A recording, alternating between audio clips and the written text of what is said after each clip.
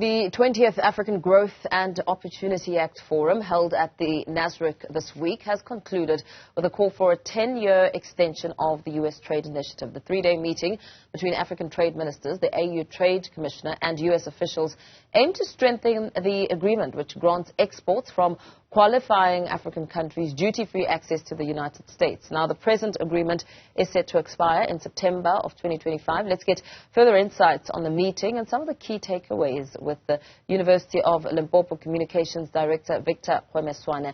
A very good morning to you. Thank you so much for your time. I mean, the South African government has lobbied very energetically to keep the AGOA Forum and South Africa's duty-free exports to the U.S. under AGOA. We are hearing of these calls now for a 10-year extension. What does that essentially mean for South Africa?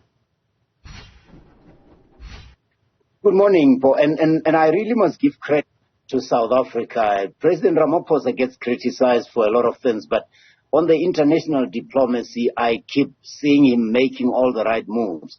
Because lobbying for South Africa is not just about South Africa.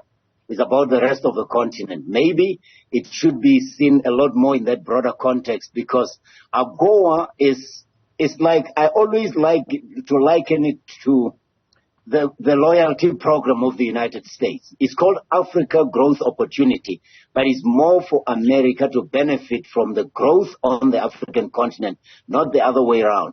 Duty-free access is good because you need trade. You can't develop by just getting aid, and this is what many African countries are depending on: foreign aid, donor aid. And the more and more African countries are able to get themselves a 10-year window during which they can build their trade, the better. And it's good for South Africa that it's still maintaining that leadership role on the African continent by having this forum. Remember, not so long ago, this forum was not even supposed to happen in South Africa because of America's position on the Russia-Ukraine issue. So it's good that South Africa was able to hold its own, maintain its relationships with Russia, which is a member of the BRICS community of nations, which is much bigger now, and still be able to maintain the relationship with the United States. Yeah, in trying to maintain that relationship, I mean, with this call for the extension being made, what do you imagine to be the implications of South Africa's links with Hamas and Iran? Could that now pose a serious and new threat to AGOA? No, it should not, because the reason I refer to the Russia story, if you remember, the sentiment of some of the American legislators was because of the relationship between South Africa and Russia, this AGOA forum was not supposed to happen here. And the fact that South Africa was able to hold its own, stand its own ground and say, we are in the era of multilateralism. That's the one thing the U.S. has to learn and internalize. We are no longer in the Cold War era, where you were either with the West and NATO alliance, or you were with the USSR. Those days are gone. We're in multilateralism. By that I mean, you should have something to do with Palestine. You should be able to have something with Israel. You should have a relationship with Iran, but with Russia, with Brazil. And that's why the multilateralism is the new world order. But because the U.S. obviously is trying to remain that superpower that it was, they keep taking their chances. And I say taking their chances because I don't see how South Africa is going to suddenly forget the common history that it has with the people of Palestine. The fact that they are an occupied territory, they are a nation that's denied of their sovereignty. I don't see how South Africa, with its history, can suddenly turn away from that kind of a relationship purely because it wants to maintain the relationship with the states. And the states will know if they insist. They know they will lose, because the real trade that Africa is doing, or South Africa is doing with the states, United States, pales into insignificance when compared to what South Africa is doing with the BRICS nations. Yeah. I mean, I ask you that question because we've seen reports, in fact, right on the front page of the Sunday Times, where it speaks of a Republican Senator, Jim Risch, who has been very vocal. I mean, this is the same person who was vocal prior to this summit taking place in South Africa, saying that South Africa should not have been rewarded because it had subverted U.S. national security and foreign policy interests by its relationships with Hamas, Iran and Israel, Hamas, Iran and Russia, and the criticism of Israel. And also, the AGOA forum has concluded without real clarity and conclusion on that 10-year extension? Yeah, look, in the end, the American senators, especially the Republicans, will do what Republicans always do. I would like to say to him, if he's so strong on the views that South Africa must take a stronger position, why isn't the United States, and why is he not lobbying for the United States to take a much stronger position about the excesses of Israel? Because although there is a case to be made that both sides might have responsibility for the conflict, Israel is occupying a territory that doesn't belong to it.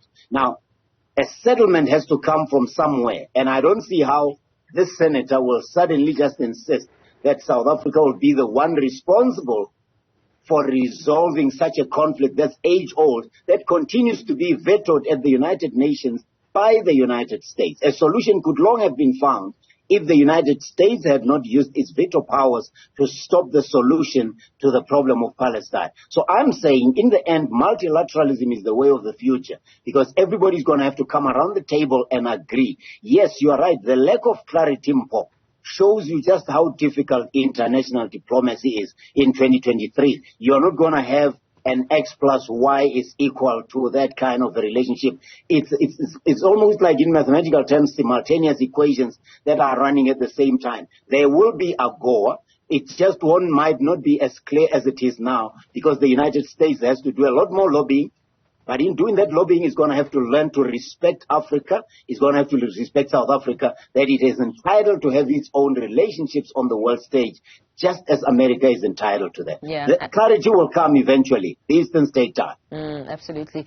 President Cyril Ramaphosa also said that Africa is not just a source of rock, soil and dust.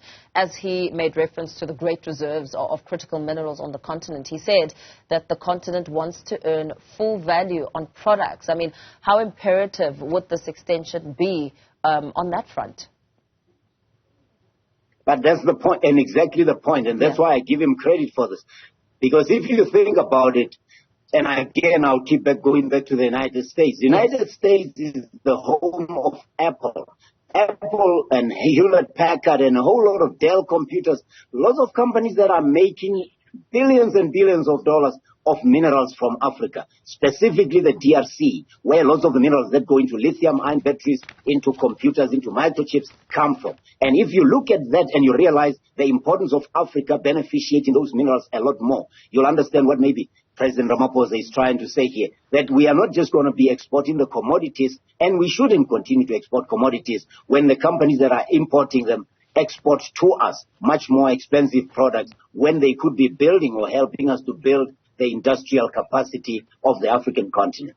The obstacle to deepening U.S.-South Africa investment ties, what came to the forefront as discussions were held there is the impact of load shedding on business, that in itself having a significant impact on what the future looks like going forward. And investors saying that this is of huge concern to them when they have to consider, signing the dotted line.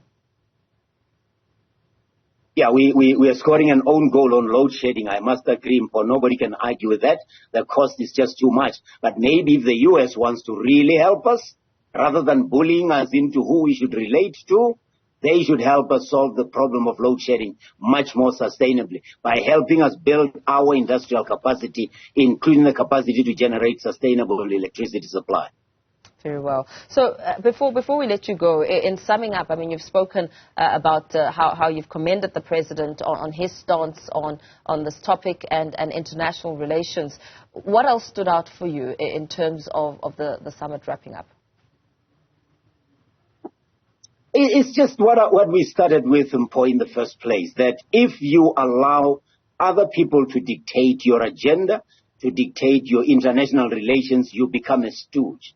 I say big up to South Africa and big up to Africa for refusing to be the stooge of anybody and saying we are entitled to have our multilateral relations with all the nations of the world. That's the spirit of the United Nations. We, the people of the world, not we, the allies of America or the allies of Russia. The situations that we face today, not just AGOA, but international relations, the need for peace in the Middle East, the need for growth and sustainable and equitable growth on the African continent and other emerging markets, all those are going to come when the world comes to its senses and sits around the table and realizes that solutions to all the problems that face us lie within us. Yeah, absolutely. Thank you so much for that thorough wrap. That was University of Limpopo Communications Director and author of Africa is Open for Business and Africa Bounces Back, author Victor Kgomoeswana.